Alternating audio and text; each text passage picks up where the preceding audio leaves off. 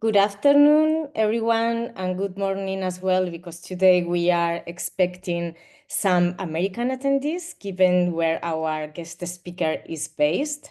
Thank you for joining us. You are attending one of the webinars regularly hosted by EU Disinfo Lab.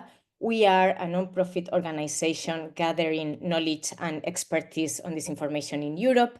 And the aim of these webinars is to give voice to the experts in the field and to show the excellent work that is being done by many. I am Raquel Miguel. I'm part of the research team, and I will be moderating our session today titled LLM Grooming, a new strategy to weaponize AI for FIMI purposes, with our fantastic guest speaker, Sophia Freuden. But let me start by reminding our audience that we also host a fantastic annual conference that this year will take place in Ljubljana, Slovenia, the 15th and 16th of October, which already has open registration available. Don't hesitate to secure your spot as soon as possible. You can find all the information on our website. And before delving into the topic and introducing our guest speaker, it's important that our attendees know a few housekeeping rules that may already sound familiar to many of you.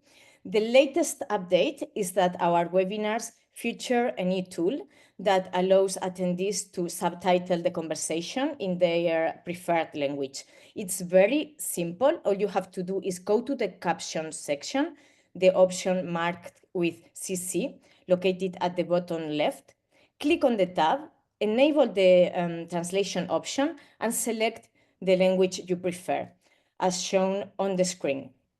This way, we aim to make the knowledge shared in our webinars accessible to the widest audience possible. As a disclaimer, please be aware that AI is involved in this transcription and translation process, and that the subtitles won't be always perfect. Second remark, for communication purposes and for the Q&A session, we will use Slido. You can open the app on your phone by scanning the QR code you currently see on the screen, or type slido.com in your web browser, and when requested, add the hashtag disinfo. Please don't use the chat on Zoom because your questions can be overlooked. Let's get some audience interaction by inviting you to answer 2 questions on Slido. As usual, please tell us where are you joining us from today and which sector you represent. A quick reminder for the latecomers, slido.com hashtag disinfo. I'll give you a minute. Okay, Brussels, Netherlands, sunny Brussels. I don't believe this. Finland, Vilnius, Portugal, Madrid, hola Madrid, Slovakia, Netherlands, UK, Bratislava, Bolivia, at the other side of the Atlantic, Athens. Wow, that's a great representation of the planet. So thank you for joining us. And please, our second question, let us know which sector you represent. And in the meantime, let me remind you that this session is being recorded and the playback will be available shortly on our YouTube channel, together with our previous webinars as well. Okay, let's see where our audience come us from today in terms of sectors. Okay, a big portion work for non-government organizations and academia. We have many researchers in the field. That's very good. And maybe other sections, okay, business, media, and diplomatic services as well. That's great. Okay. In the meantime, maybe another reminder, don't wait until the end to submit your questions. You can send them whenever you like during the presentation, and we will do our best to address them all during the Q&A session. All right, so thanks for bearing with this long introduction. And now let's go to the topic at hand. As you know, EU Disinfo Lab has been looking at the intersections between AI with disinformation. We have published several reports, and we have set up an AI hub where We compile and update regularly with the latest news and resources on the matter. And our speaker today has opened our eyes on a new strategy to weaponize AI for disinformation and FIMI purposes. As you may know, FIMI is the acronym for Foreign Information and Manipulation Interference. Researchers on the topic usually look at deepfakes, disinformation created with AI, or how AI can be used for amplification purposes, but we may have missed something very important that our guest speaker discovered and thematized in a fantastic research paper published by the American Sunlight Project. That is how FIMI campaigns could be used to poison LLMs and inject them with propaganda and disinformation, and thus helping to propagate this harmful content to a wider audience, and setting them up to potentially alter the architecture of the internet in the near future. So she discovered this phenomenon and also coined it with the name LLM grooming, which seems very apt. And without further ado, I am pleased to introduce Sophia Freuden. She's a researcher at the American Sunlight Project. For over 5 years, she has conducted technology-driven research on information operations and cybersecurity issues at institutions in Europe and the United States. And she holds a master's in Russian regional studies from Harvard. She is the primary author of the recent report, A Pro-Russia Content Network Foreshadows the Automated Future of InfoOps, that she will discuss with us today. So let's invite Sophia to speak.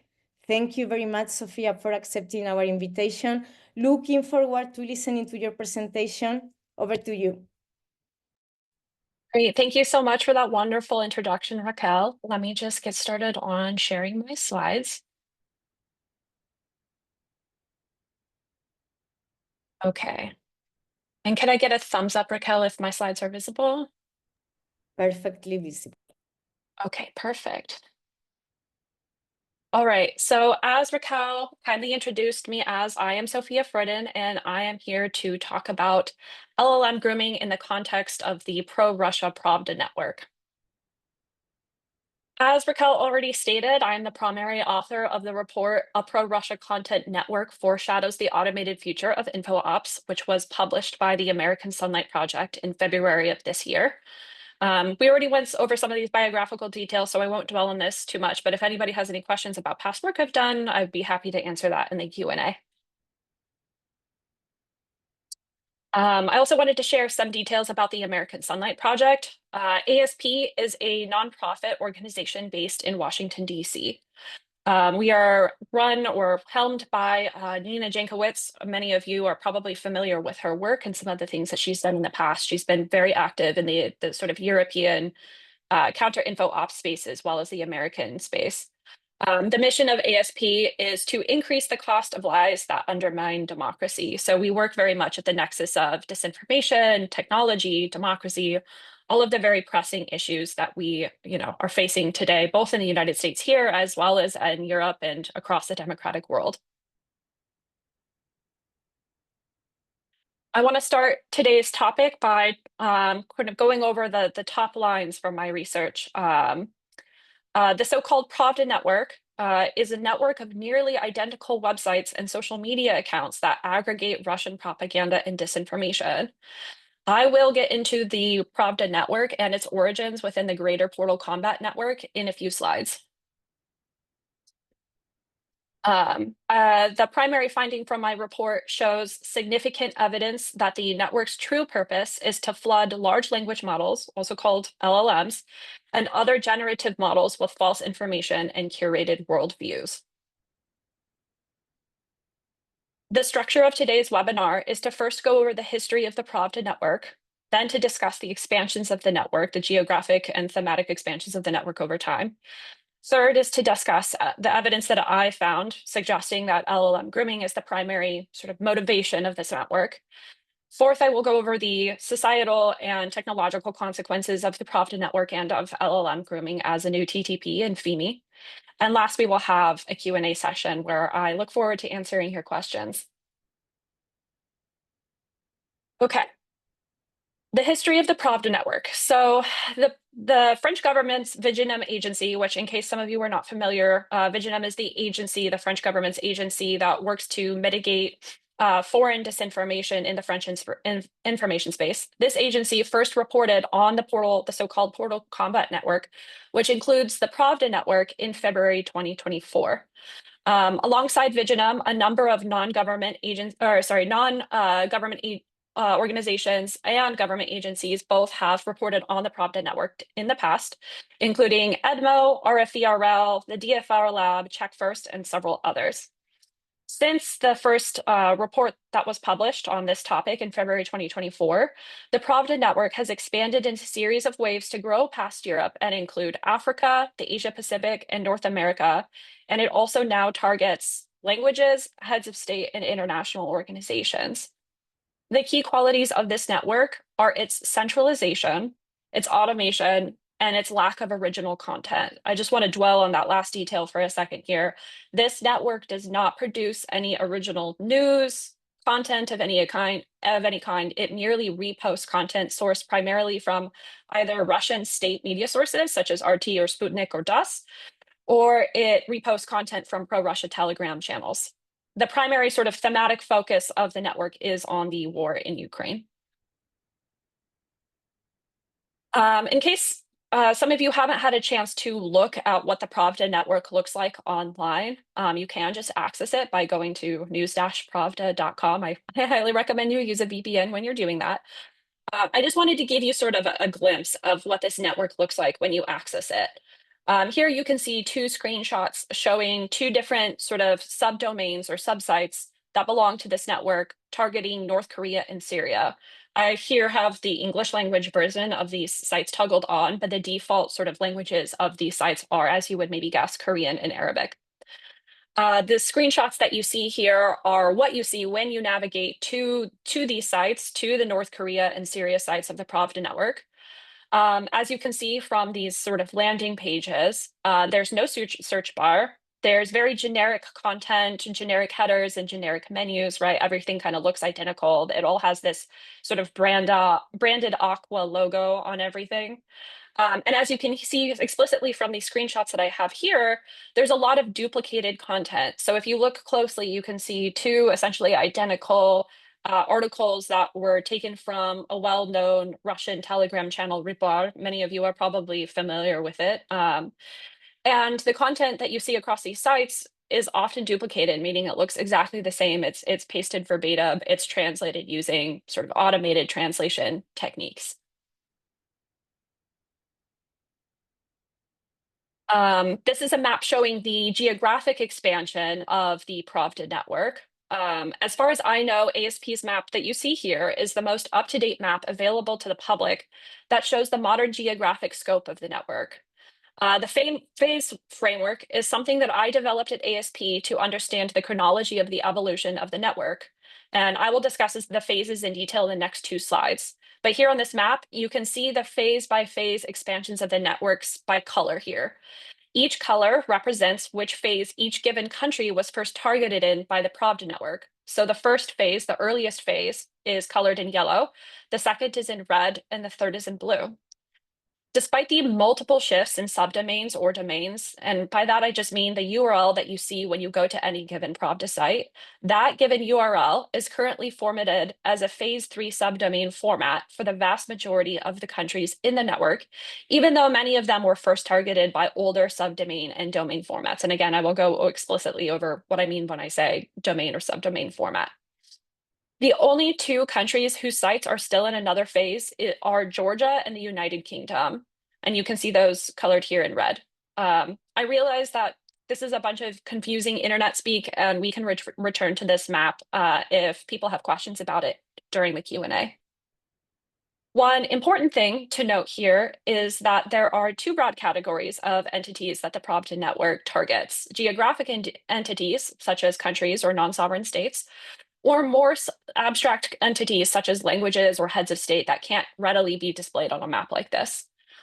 Interestingly, many of the more prominent countries on this map were not explicitly targeted by the network until recently. For many months, it was the languages themselves that were targeted first. The most obvious examples of this were the French, German, English, and Spanish language sites of the network, which existed long before the network had sites explicitly targeting France, Germany, the United Kingdom, or the United States, and Spain. And just as a note, you can access a complete list of all countries and other entities explicitly targeted by the network in ASP's database, and that's accessible on our website along with our report. Okay, so this is getting, I think, a little bit into the phase framework that I was talking about. As I began monitoring the network in fall 2024, I noticed that the format of the sites comprising the network had changed many times. The original sites that Visionum had reported on were all distinct domains. That is, they're completely separate websites with no apparent centralized architecture that bound them together. This is what you see with phase one and the domain format there. So if you look at phase one here, you'll see that the original domain format was pravda-xx.com. Where XX here is the top level domain or TLD code for a given country. So for France or for the French language, it was pravda-fr.com. And when you have sites that are sort of categorized this using a distinct domain, it means all of these sites are separate sites, completely, unrelated. At some point in time, the network managers departed from that distinct domain format in phase one and then moved to a more centralized subdomain format that still used the TLD code for each country. That's phase two that you see here, xx.news-pravda.com. Then they modified the format yet again, opting for a full keyword such as the country's name or the full language name instead. That is phase three, which again is the current format used for the landing pages of the vast majority of sites. If you tried to plug in a phase one or two or a phase four format domain or subdomain into your browser, you will be redirected back to the phase three format or subdomain. So all of these domains and subdomains remain active, but they all redirect, typically with the exception of the United Kingdom and Georgia, back to the phase three format. I can't be certain, but I assume that the phase three format was instituted because the network managers wanted to start including entities such as heads of state and international organizations, which don't obviously have TLD codes like countries. Phase four was seemingly an erroneous format that was made while the network was building out its English language option for many of the sites whose default language wasn't already English. As I already mentioned, phase four subdomains redirect back to phase three, even though it's technically the newest or the latest phase. The miscellaneous category here at the end of this table is a collection of Pravda sites that do not readily fit the phase model. Most of them target Russian-speaking populations in countries near Russia, such as Estonia and Armenia. Others are seemingly miscellaneous sites that serve no apparent purpose, but still have the Pravda branding and centralized newsfeed. And as I note here at the bottom of the slide, the most likely explanation for this hopping between domains and subdomains is the improved centralization of the network.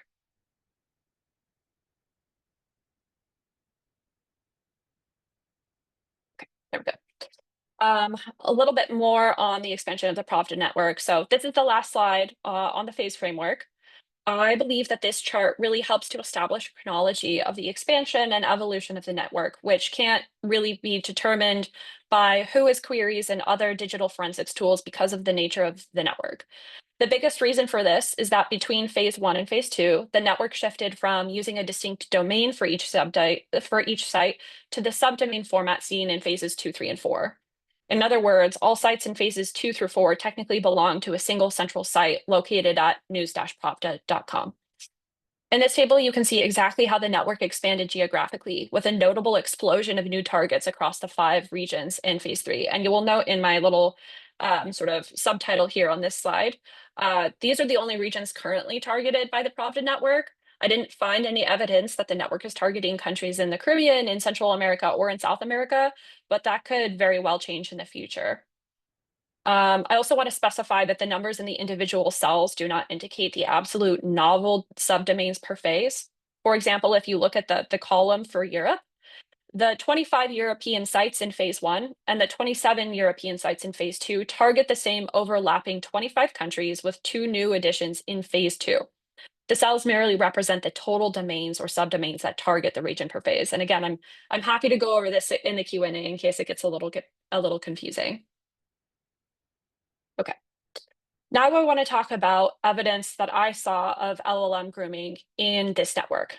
So the first sort of most, basic, I would say, historical fact was that ChatGPT was deployed in November 2022 as the first widely commercially available AI chatbot. And that occurred roughly 6 months prior to the first Pravda site's establishment in early 2023. Months of monitoring the network raised more questions than were answered, and I'll go into details. I'll go into detail what I mean by that. On this point, one thing I want to emphasize about this network is that while it may have originally targeted largely Europe and a handful of countries in Africa, it is now a fully global network. Alongside many European states, it is also targeting Australia, Canada, Taiwan, Nigeria, and many other countries outside of Europe. Prior literature that was published on the Pravda network and published on Portal Combat really focused on EU elections in 2024 as a potential cause. Yet the network continued to grow well past these events. So it didn't make sense to me that this network continued to operate and grow past these events. I include screenshots in the report of what I mean when I'm hopping ahead of myself, excuse me. Despite its expansions in the news features, including an English language option on most sites and topic localization, it persistently had quality issues and seemingly no audience. And I include screenshots in the report of what I mean when I say quality issues. The Pravda websites are not a pleasant or easy to read experience for humans. Content is often overlapping itself, text isn't legible, there are blatant auto translation errors, there is no search function, as I already mentioned, and the scrolling function that you use to just navigate up and down a page often doesn't work. And there are many other quality issues that I came across. As someone who has experience in web scraping and using automated bots to collect data, however, I know that web elements containing text or photos are still easily accessible by scraping agents, even if they aren't clearly legible to a human reader. Ironically, it was my experience scraping Russian info ops online that tipped me off to the potential motivation of LLM grooming.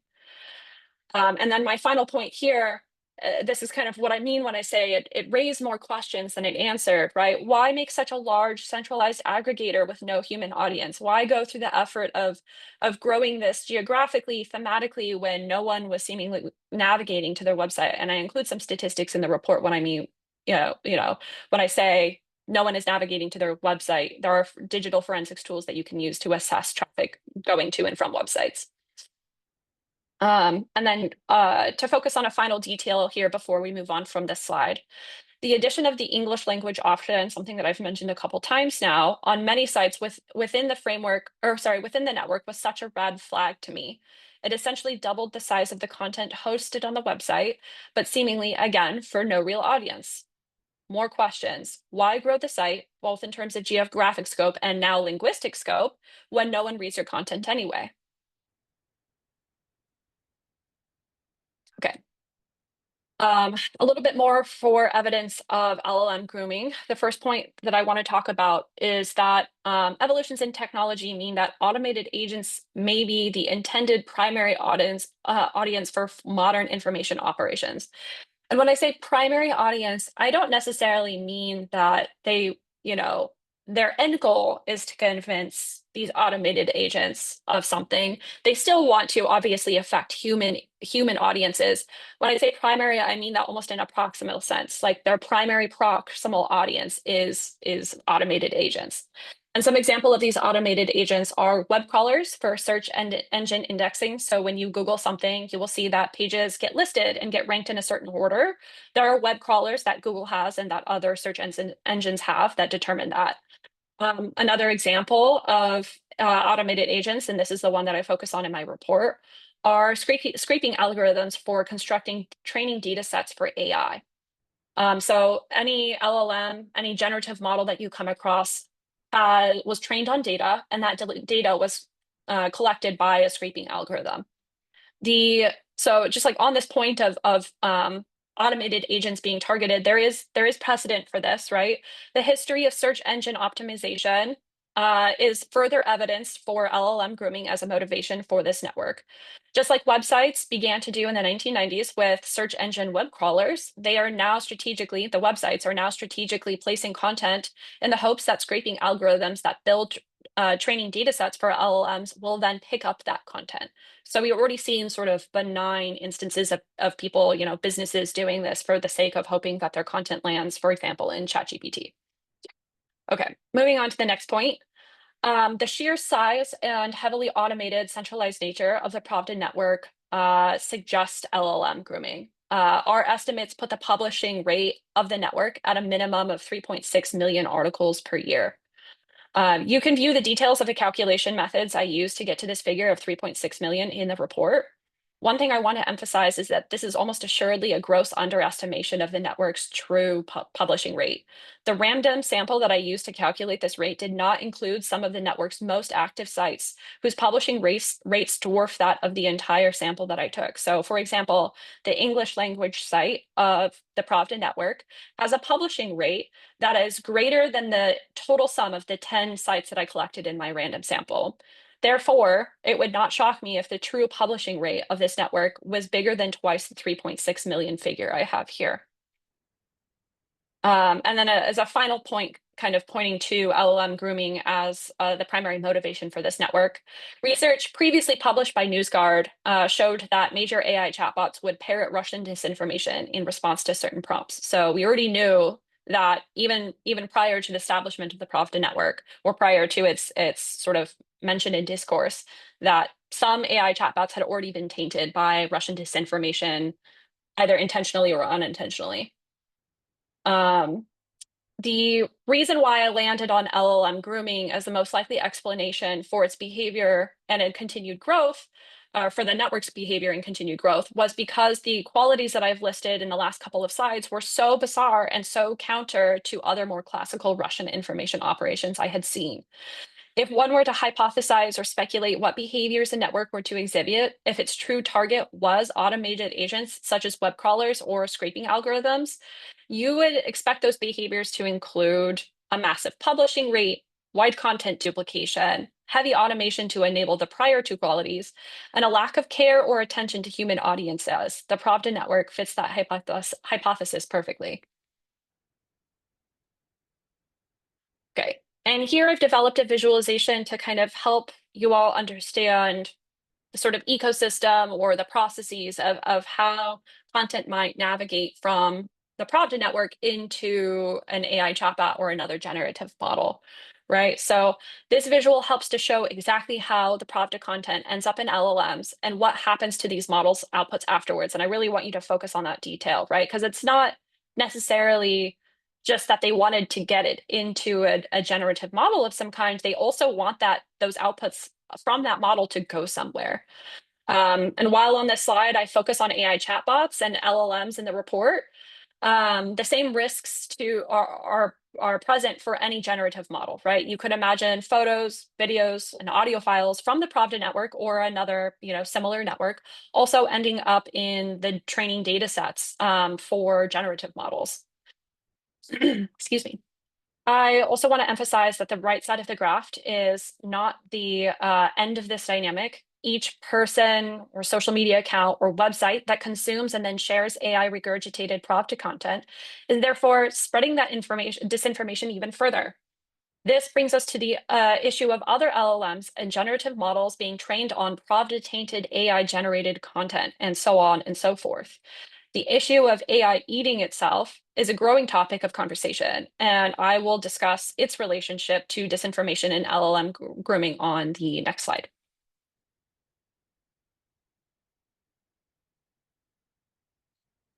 Okay, on that topic, I want to talk about the AI Ouroboros, right? AI eating itself and the concept of AI model collapse.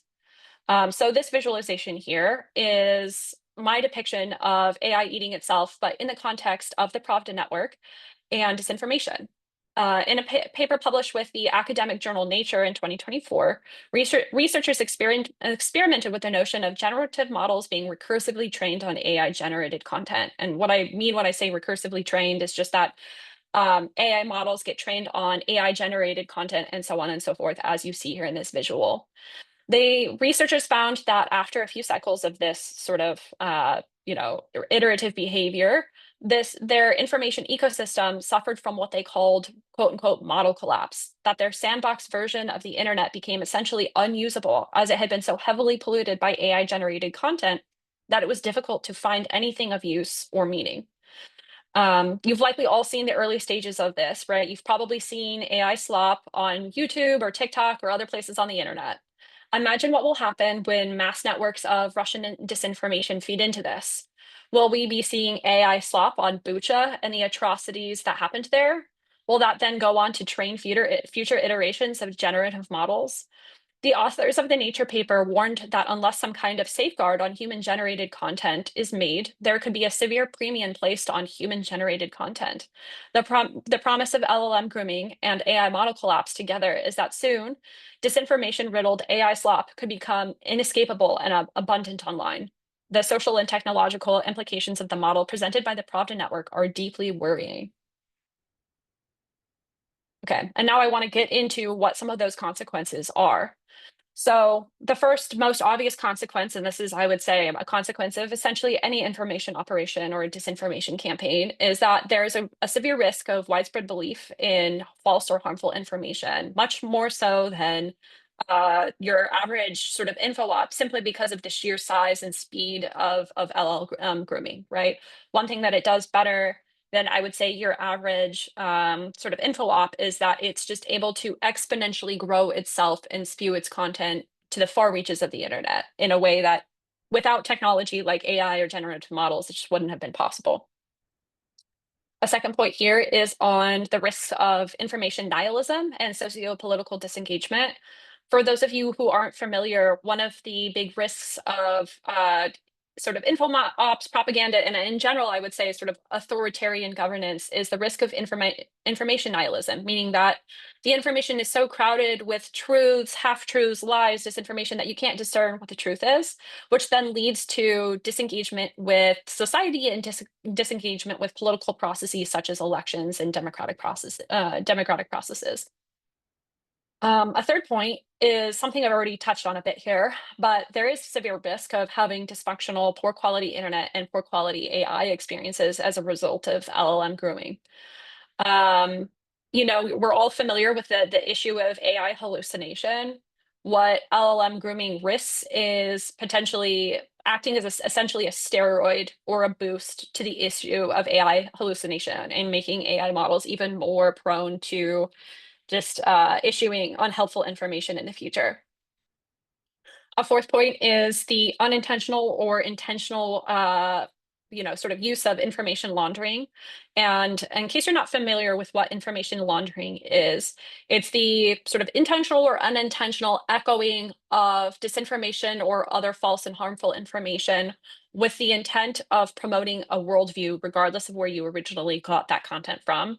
So a really famous example of this, at least in the American content, is that I think a year or two ago, former US Representative Matt Gaetz cited Chinese propaganda on the record in front of TV cameras while in Congress, while trying to argue that somehow US weapons shipments to Ukraine were flawed in some way, right?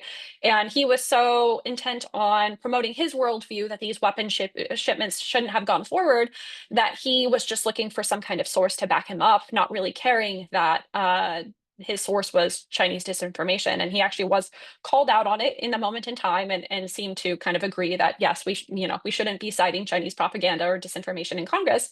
But that just goes to show, right, with a network that's putting out 3.6 million articles per year, are things like that more likely to happen, right? I would argue yes. And it's not just, political actors like representatives, it's also everyday people who could be doing this. It's a society-wide issue. And then the last sort of point here that I want to discuss, what is model duplication by other anti-democratic actors. With the last slide, I said that the promise of LLM grooming and AI model collapse together is that soon disinformation-riddled AI slop could become inescapable and abundant online. I want you to keep in mind that this isn't just the Pravda network that I'm talking about, or even Portal Combat or any other Russian threat, right, or pro-Russia threat. It's that any anti-democratic actor could copy this model and similarly flood the internet and LLMs alike with false and harmful content that future AI models keep iterating on, right? I'm talking about, yeah, China, North Korea, Iran, pick your authoritarian government. I also worry about far-right anti-democratic actors in Europe and the United States and the other reaches of the democratic world doing this, right? This is open season, I would say, unfortunately, on the intersection of AI and democracy. I realize that this probably sounds kind of alarmist and like a slippery slope argument. I promise that the risks presented in this report are well studied and well understood. This isn't a long chain of cascading risks of things that might happen and could happen, and so therefore certain bad things could happen. The cascade has already started. You know, we already see the first steps in this like sort of risk chain occurring, and I just hope that we can act at the level of both private citizens and as professionals before it's too late. Okay, now I want to get into some possible solutions. Not necessarily in the report. We did go into it a little bit in the report, but more so in an article that I co-authored with Nina Jankowicz. I co-authored it under a pen name Annie Newport because until recently I was not claiming public credit for this. But if you want to check out in detail sort of the policy solutions that you want, we co-authored an article for the Bulletin of the Atomic Scientists. I've included a URL here that go over some of the points that I have on this slide. So the first point is that AI companies and AI researchers both need to clean their data and build data collection safeguards. My research shows that while there are some safeguards put into place by certain tech companies, it's not a universal thing. It's not well regulated either here in the United States or even in the EU. And these companies and these, you know, sort of academic researchers, whoever is building these models needs to make sure that their data is both proactively and retroactively cleaned to ensure that content such as that from the Pravda network does not end up in their training data sets. Second, governments should require that AI companies and similarly academic researchers do this, right? And that's a little bit of a sticky issue because it kind of touches on the topic of, is that the government, acting as an arbiter of truth, right? How do we determine what is truth and what is false, what is opinion, what is fact, right? And what I would say is where you can point to something being provably false, right? When you can point to, again, Russian actors or pro-Russia actors claiming that the atrocities in Bucha never happened, right? We have evidence against that. And those kind of claims have no business being in training data for AI. A third point is something that many of you are probably familiar with is that free information literacies for both adults and children should be widely available. Um, I know that there are certain European countries that excel at this. I believe Finland and Estonia sort of excel as cases where, you know, children in particular are trained to spot false or misleading information. But we need to expand these efforts to include adults, and we also specifically need to focus on AI literacy as a topic within information and digital literacy, right?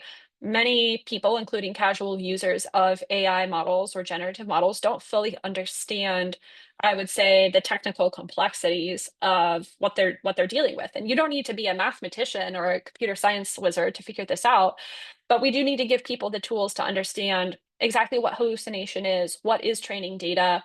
When you see something that gets put out by an AI chatbot, for example, can you be certain that it's true and accurate, right? These are the kinds of literacy tools that we need to enable both our children and our adults in our societies.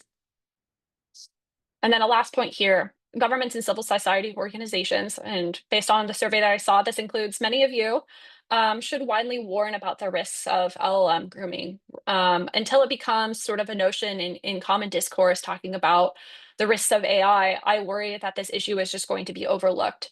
And it's up to those of us who care very deeply about the social and technological impacts of this to advocate on its behalf. All right.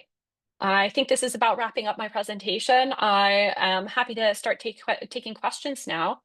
And I've just left a few points for you to sort of ruminate on in case you haven't had a chance to submit a question. Thank you so much, Sophia, again, for showing us this different dimension on how AI can be instrumentalized, but also for providing plenty of evidence as well. And now it's time to start the Q&A session. As a reminder, please use the QR code to join Slido or type slido.com #thisinfo. Maybe, Sophia, if you can start, you can stop sharing your presentation. We can share our Slido screen. Thank you so much. We have around 20 minutes for questions. And at this moment, we are more than 110 people in the room. That's amazing. Thank you for being there. We have already plenty of questions on Slido, so please vote for the ones you would like to be answered so we can get an idea of which ones are more relevant to you, and so we can address them first. While people get ready more questions, let me mention another research by DFR Lab and Check First. They have explored as well the dissemination of content from Russia's Pravda network, not only in AI chatbots, but also on Wikipedia and X community notes. And they draw like similar conclusions. So my first question to you, Sophia, is to what extent is this practice polluting the internet architecture as a whole? And maybe we can connect with the first question of the audience. Pablo is asking if could we already be using LLMs influenced by hostile actors without even knowing it? Yeah, absolutely. Both great questions. So there is already evidence that LLM grooming may be taking place. Again, one thing I want to emphasize here is that oftentimes the nature of studying any kind of authoritarian state-led information operation means that you can't know for certain, right, the motivations and the TTPs of the people that you're studying unless we get some kind of leaked internal communications from the Pravda network, for example. I can't say for certain whether they are sort of practicing LLM grooming, but we are seeing real life evidence of it occurring, right? So as Raquel mentioned, there is a report out by DFR Lab and Check First, and another report out by NewsGuard showing that major AI chatbots are sort of repeating or citing information from the Pravda network. So we already know that Pravda content has tainted the training data of multiple prominent AI chatbots. And as far as the second point, your point, Raquel, on the sort of the architecture of the internet, yes, DFR Lab and Check First found evidence of Pravda content making its way to Wikipedia. That was something I think that Viginum also found in its original report on the Pravda network back in February 2024. So this is a longstanding issue, specifically the angle of Wikipedia.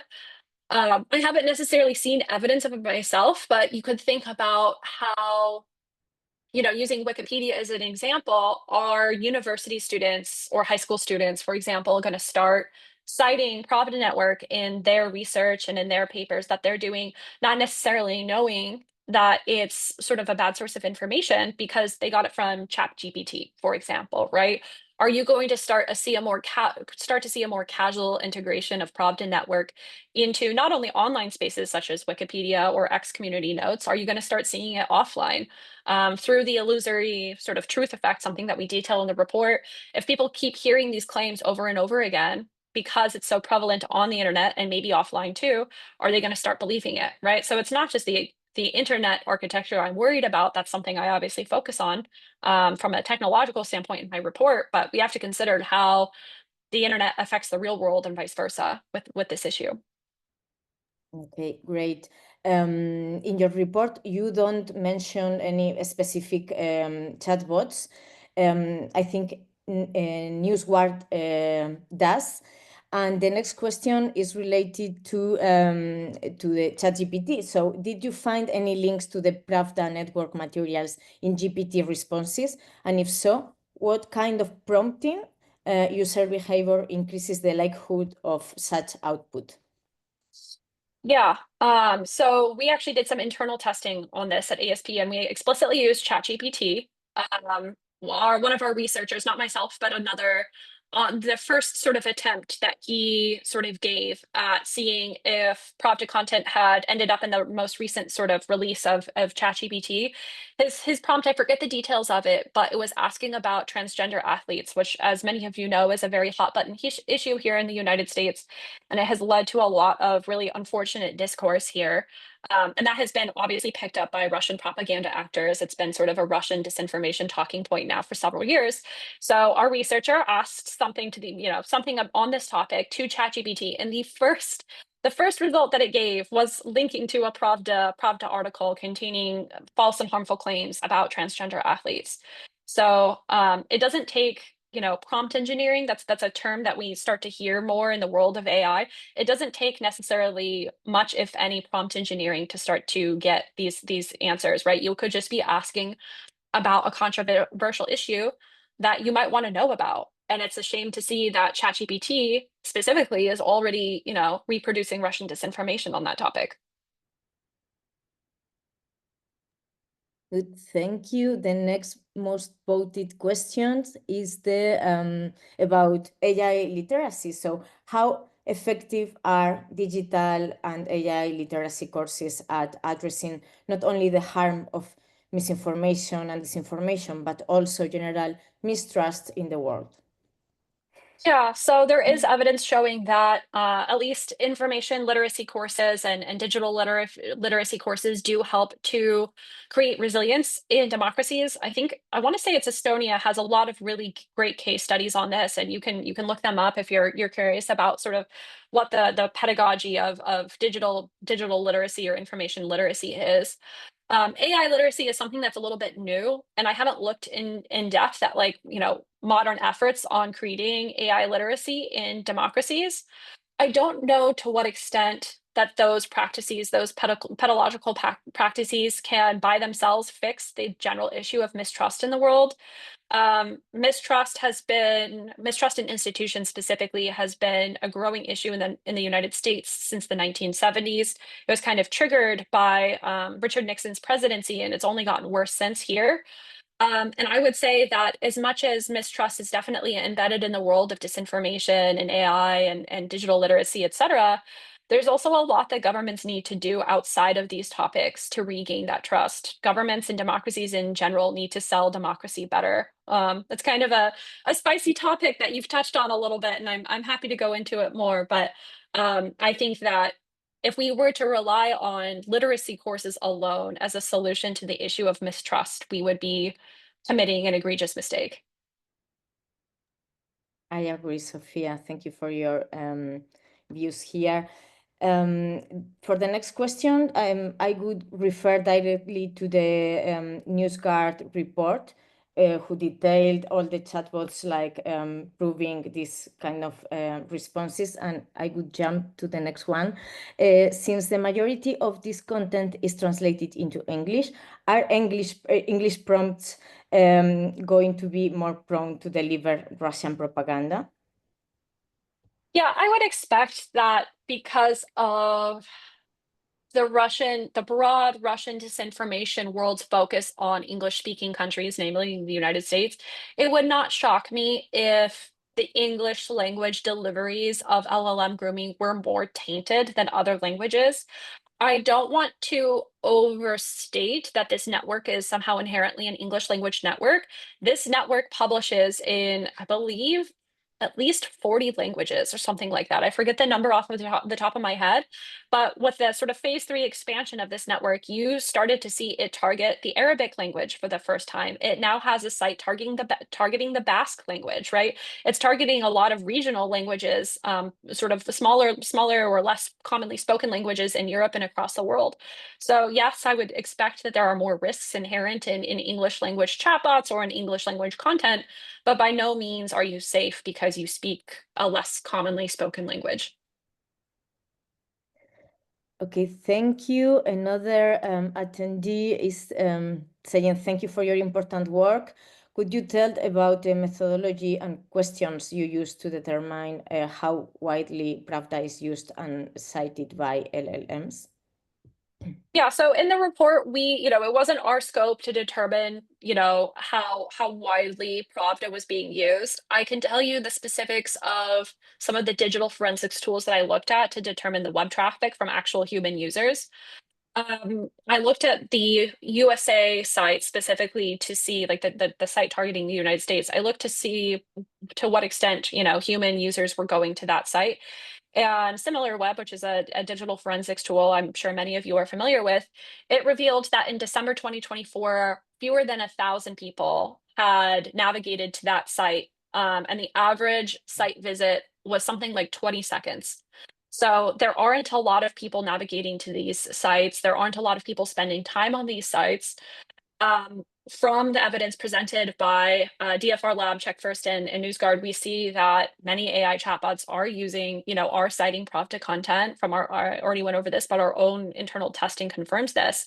So I can't give you an exact number, but I can tell you it's pretty easily accessible. It's out there. It doesn't take a lot of effort. And my worry is that as this issue goes on, right, as millions more pages of Pravda content makes its way to the internet, both through LLM grooming and through just casual internet usage, we might be more exposed to these narratives and to this disinformation over time.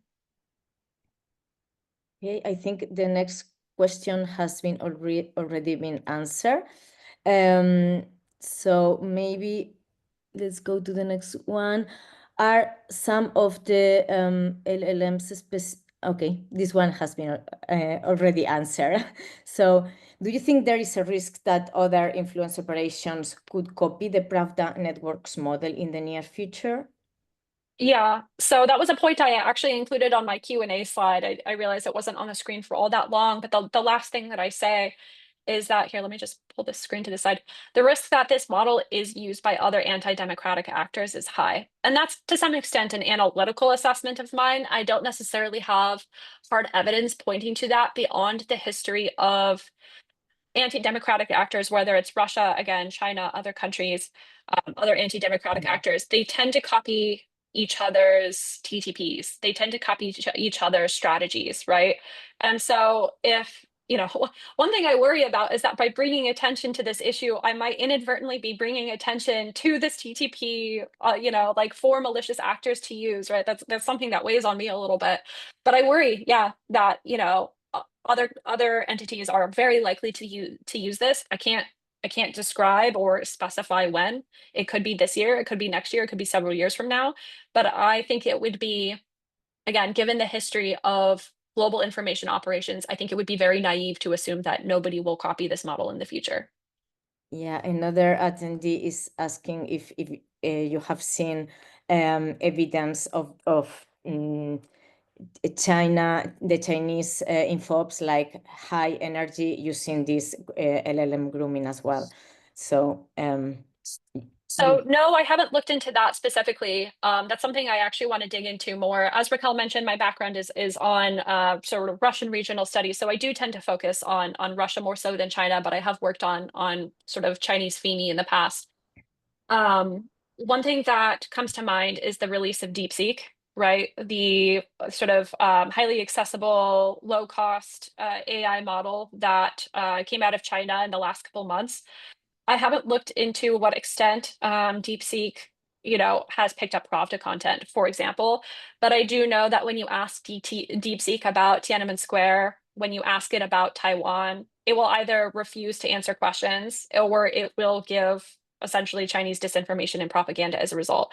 So I can't say that that's LLM grooming because I think that's probably just baked into DeepSeek's model, right? Which is unfortunate because I do actually want to see more international competition on AI. I don't want it to just be, Silicon Valley that claims AI. But we have to be wary of other AI models, be they Chinese or be they, European, whatever, becoming tainted by this same issue. mm-hmm. Before picking up a couple of last questions, maybe related with solutions, I'm going to take advantage of my role as moderator because I have one. Since the emergence of internet, other techniques are employed to manipulate the internet architecture, like search engine optimization, for instance. So we don't view those as so malicious, so we view them as a business tool. So I would like to ask you, how is SEO different from LLM grooming? Yeah. So there's the obvious technical difference, right? What SEO attempts to do is it attempts to have, let's say in the world of business, outside of the world of information operations, in the world of business, a certain business, a certain company will strategically put content on its website or configure with its website settings so that it gets ranked higher in Google search results. I say Google, I know there are other search engines out there, but most people use Google. Um, you can have a sort of ethical debate to what extent that's a good practice, right? There is, I would say, a lot of ethical questions surrounding the intersection of information and profit, right? Is it okay or is it good that people who have more money are more likely to be heard, right? Is that a good thing? I personally would argue no, but there are people who have differing opinions on that. Um, it is a somewhat different issue, I would say, than a hostile authoritarian government, for example, right? Polluting an LLM for the sake of putting out propaganda that the Ukrainian military is, for example, full of Nazis, right? Like there is a distinct difference between those two things.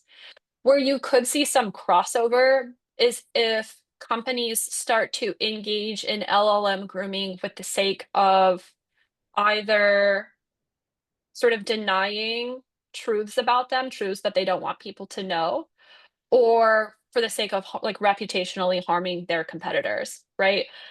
I would say you're unlikely to see the latter simply because that could lead to defamation lawsuits, right? That is actually something that could be litigated. The first thing, though, I mean, especially when it comes to companies trying to clean up their images surrounding, I don't know, social issues, environmental issues, that's definitely something to be concerned about, right?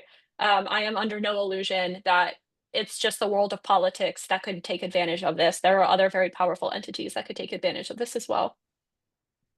Yeah, thank you for the clarification. And maybe we can take one last question. Maybe we can merge two. Talking about solutions, how could LLM companies filter the training data from disinformation content? Is it easy or not? What other safeguards can be put in place? And maybe let's merge it with this one. Do AI chatbots have filters to differentiate between authentic human-generated content or synthetic and manipulative content? Yeah, both great questions. Mm. And the unfortunate answer is that these tech companies that develop these AI systems, they're pretty closed about the AI model itself. There are some aspects of it that are open source or open access, right? You see this with ChatGPT and some other AI models that you can see to some extent inside the box to see how the machine works. But one thing that all of these companies are very, very notoriously opaque about is their training data. So unfortunately, I can't answer your question about what the content is, what their training data is.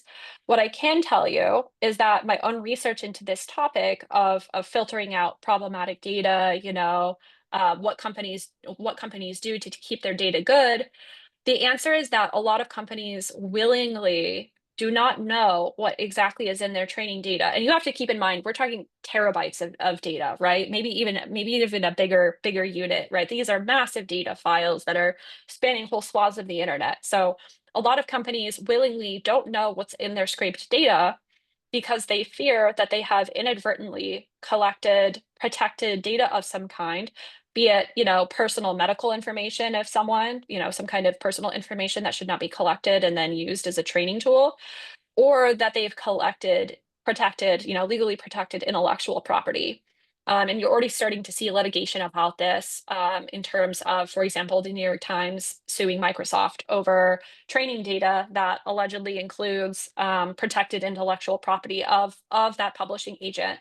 Another sort of new sort of law case that came out in the United States somewhat recently is that in an unredacted, I want to say it was some kind of deposition, an unredacted legal document in a court case that's going on.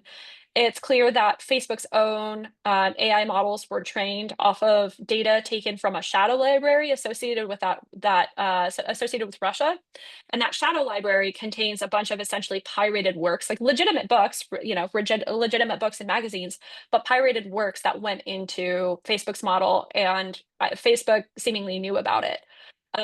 So either they know and they don't care a lot of the time, or they go out of their way to not know. It's not to say that there are zero safeguards in place and that, no one at these companies cares about this issue, because I don't want to paint it so black and white.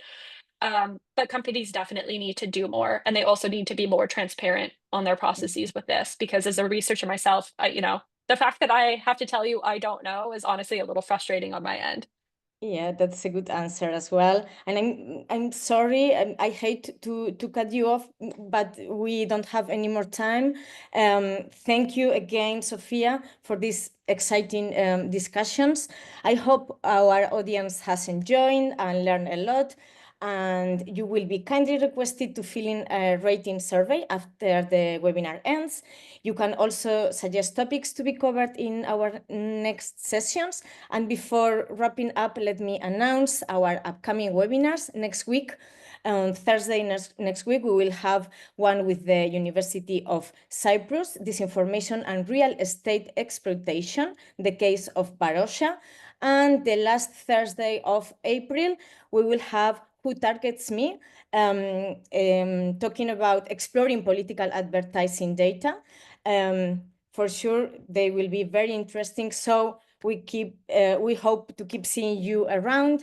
And also a quick reminder, the recording of this webinar will be available shortly on our YouTube channel. And don't forget to register to our conference. Thank you again, Sophia and Maria, our support behind the scenes. And thanks to everyone who attended. Have a fantastic rest of the day and see you very soon. Great. Thank you, Raquel.